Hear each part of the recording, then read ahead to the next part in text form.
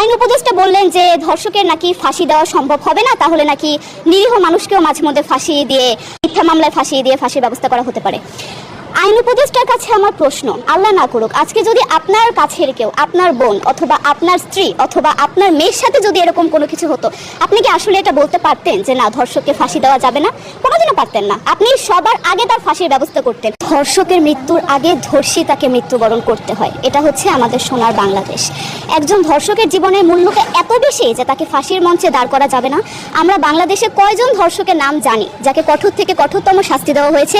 আমরা কতগুলো মানে যারা ধর্ষিত হয়েছে তাদের নাম জানি, অনেক বড় এই লিস্ট, আসলে অনেক বড়, বলে শেষ করা যাবে না। কুমিল্লার তনু, মাগুরার আসিয়া, 2 দিন আগেও কিশোরগঞ্জে 8ম শ্রেণীর একটি ছাত্রীকে বাসা থেকে তুলে নিয়ে ধর্ষণ করা হচ্ছে।